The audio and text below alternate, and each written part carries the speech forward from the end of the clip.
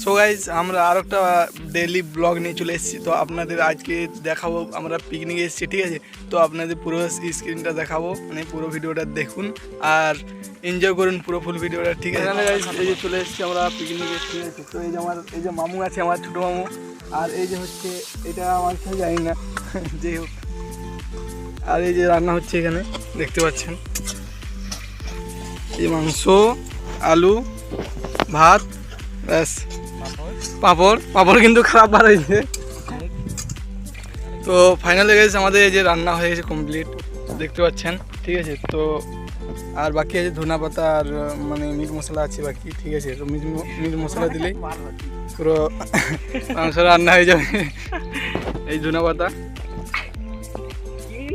দড়ি মুড়ি ভিতরে আছে নাকি।